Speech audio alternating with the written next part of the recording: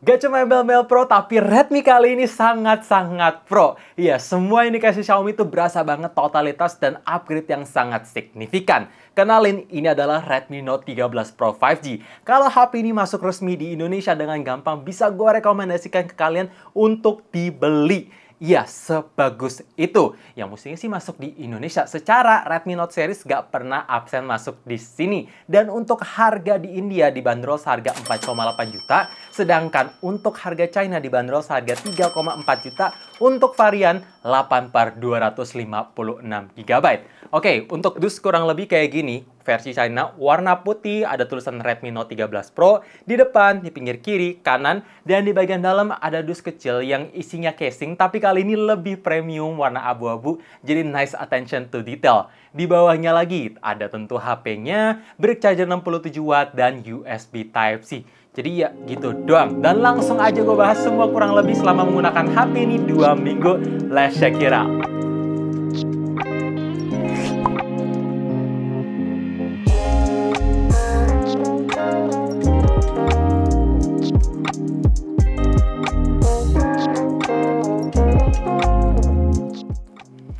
Ini adalah HP pertama di dunia yang resmi menggunakan chipset Snapdragon 7S Gen 2. Kalau dibandingin sama Snapdragon 7 Plus Gen 2, ya beda sih. Ini agak kalah. Karena dalam kecepatan CPU dan GPU clock-nya lebih rendah. Menurutku dalam segi performance in real life dan angka benchmark, lebih mirip 1112 sama Snapdragon 782G. Kalau misalkan kalian tanya, Bang, berarti HP ini jelek dong? Enggak, ini masih lebih ngebut ketimbang Dimensity 1080 kemarin yang ada di Redmi Note 12 Pro 5G.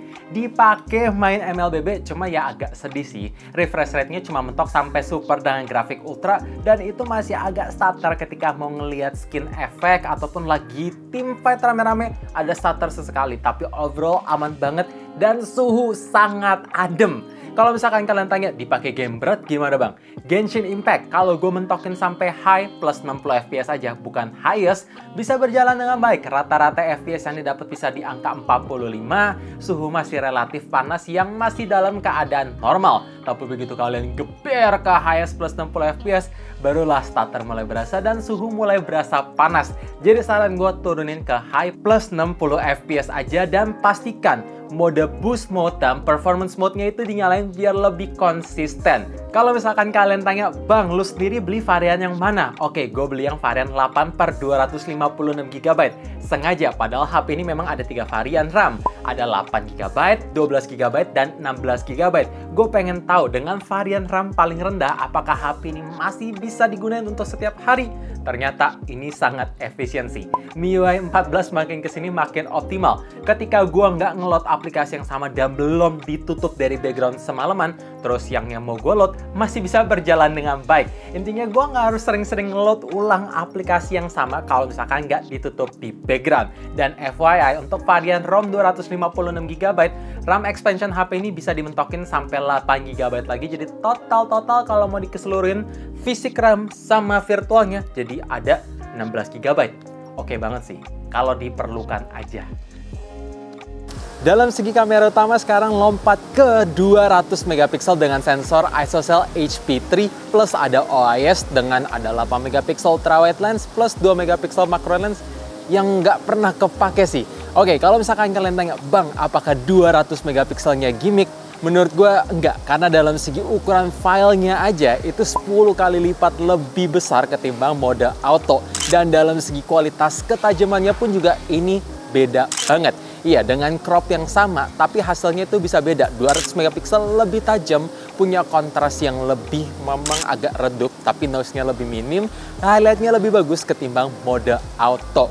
Kalau misalkan kalian tanya, Bang, berarti mesti sering-sering pakai 200 megapiksel dong? Ya tergantung sih, kalau gue jarang pakai karena processing image-nya itu lebih lama, butuh berapa detik dulu. Sedangkan mode autonya tinggal langsung cekrek, bisa kita lihat preview. Tapi untungnya sih, untuk resolusi utamanya ada 4x in sensor zoom. Jadi ya kalau misalkan kalian pengen foto jauh, tapi males nungguin processing image-nya, ya ini bisa banget dengan detail yang tentu masih tajam. Dan untuk hasil foto di mode auto HP ini menurut gue kontrasnya agak berlebihan sih. Jadi kelihatan blown out, gue mesti sering-sering mainin exposure biar warnanya itu lebih real, highlightnya lebih bagus, dan lebih enak aja dilihatnya. Sedangkan untuk low light ini oke lah. Detail masih rapet, highlightnya emang agak kurang dan noise masih berasa.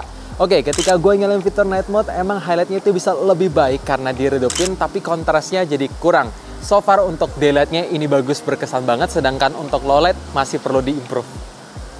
Oke guys, jadi ini dia contoh perekaman di mode 4K 30 fps sambil jalan. Kalau gue ngeliat memang di Viewfinder tuh stabil banget ya, karena OIS plus IIS bisa berjalan bersamaan. Walaupun memang ketika di panning dikit ada berasa jitternya, ada endet dikit, tapi masih tergolong stabil. Dan sekarang gue pindah ke 1080p. Dan ini contoh 1080p-nya. Sayang banget sih kalau misalkan mau pindah ke lensa ultrawide, dia nggak bisa, mesti stop dulu baru bisa record lagi. Tapi ya so far kayak gini guys. Apakah lebih stabil ketimbang 4K?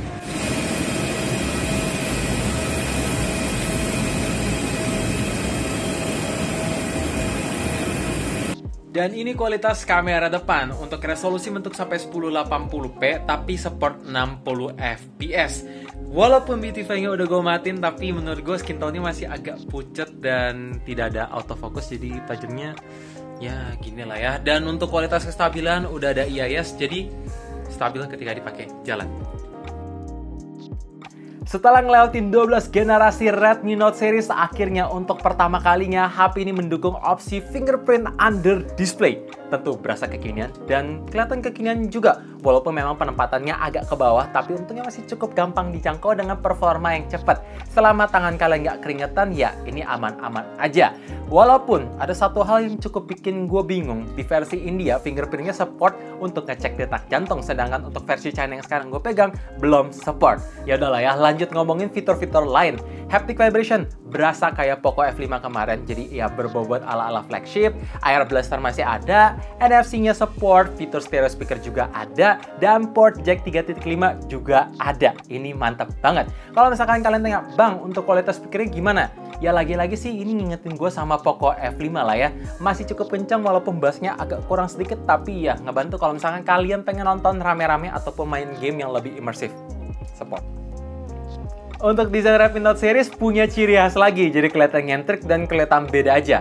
Bentuk frame kamera yang ngotak besar, lensa kamera bulat-bulatnya juga besar, dan untuk dua tone finishingnya ini juga kelihatan Redmi banget lah ya. Apalagi untuk warna putih yang sekarang gue pegang, ini ngingetin sama Poco F5 lagi, yaitu ada efek SS membeku, glitter, jadi ketika kena pantulan cahaya juga jadi kelihatan menarik. Walaupun memang sidik jari masih gampang nempel, tapi untungnya nggak terlalu visible, nggak terlalu kelihatan kalau misalkan nggak kena pantulan cahaya. Dan dalam segi build quality, gue ngerasa ini solid banget, layaknya HP premium mid-range. Back cover berasa kayak pakai kaca asli karena nggak ada amblesnya, di bagian tengahnya solid semua, dan di bagian frame walaupun bahan materialnya terbuat dari polikarbonat, tapi masih berasa solid. Hanya aja untuk bentuknya ini terlalu rata, jadi kayak kurang enak kalau mau digrip pakai satu tangan. Untuk dimensi sih ini menyenangkan sih, masih tergolong ramping dan tergolong ringan. Jadi kalau misalkan kalian mau pakai casing bawaannya pun nggak nambah beban yang gimana-gimana. Dan untuk fitur IP rating naik ke IP54. Kalau kalian tanya, Bang, apa bedanya sama IP53 kemarin yang ada di Redmi Note 12 Pro 5G? Yang bedanya, HP ini sekarang kalau misalkan kena cipratan air dari sisi manapun, itu lebih tahan aja. Nggak akan merusak yang gimana-gimana, walaupun memang belum bisa tahan di kedalaman air, tekanan air, tapi at least lebih aman sih kalau misalkan kena hujan dari segala sisi.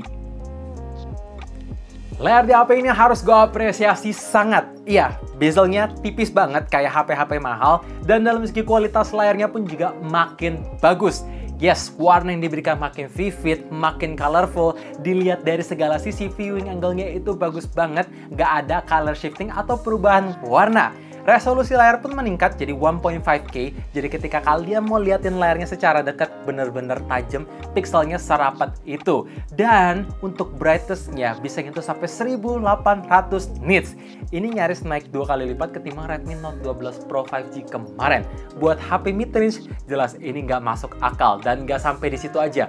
Untuk ketahanan layarnya, pertama kalinya gue ngeliat udah bisa pakai Corning Gorilla Glass Victus plus dapat screen protector bawaan, jadi tinggal pakai karena ada ekstra pengaman. Gila sih. Dan kalau misalkan kalian tanya untuk multitasknya gimana bang? Apakah ada delay?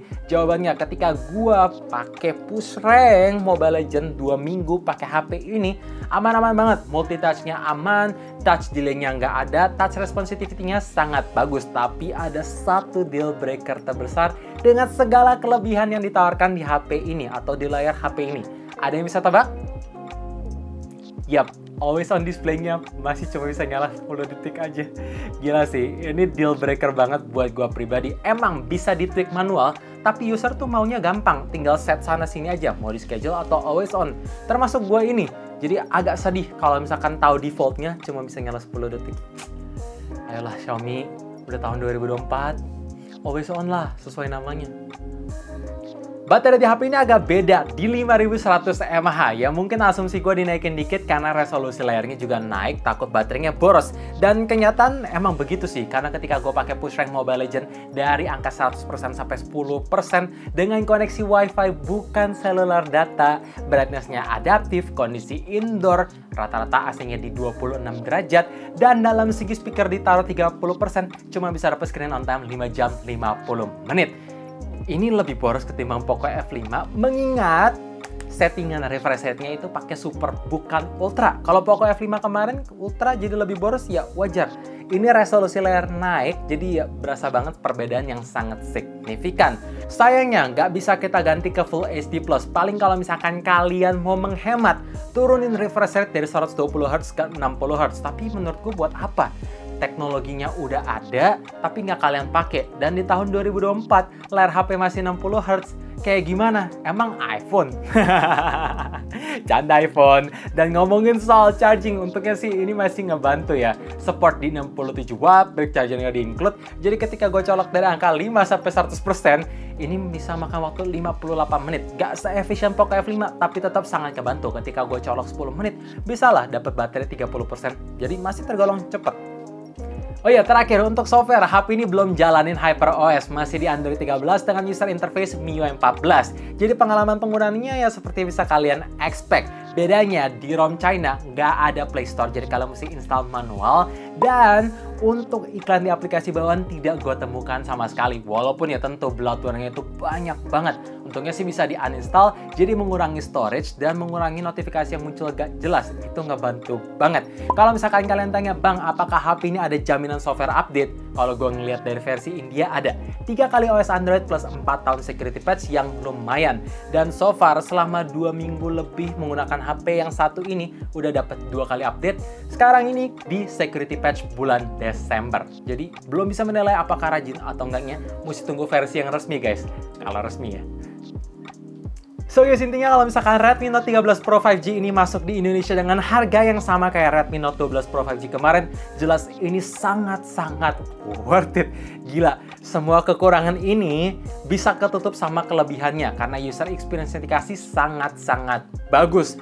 Tapi gue nggak tahu kapan resminya. Kalau misalkan kalian penasaran, tinggal bombardir aja komentarnya admin Xiaomi Indonesia supaya bisa dijawab atau dikasih teaser lah ya, karena gue sendiri nggak tahu sama sekali. Dan kalau misalkan kalian tanya, bang kenapa lu bisa rekomendasiin Redmi Note 13 Pro 5G ini dengan gampang? Karena ya terakhir Redmi Note series yang paling menakjubkan menurut gue itu di versi 10. Versi 11, 12-nya tuh kayak biasa aja, ada upgrade tapi nggak yang berkesan kayak HP ini. Jadi menurut gue ini sebuah refreshment dan upgrade sejatinya. So thank you for watching. Kalau misalkan kalian suka dengan video ini, boleh bantu like, subscribe, dan share ke teman-teman keluarga kalian supaya yang lain juga terupdated ke channel ini. And as always, stay safe, stay healthy, dan stay updated with up to date. Thank you guys.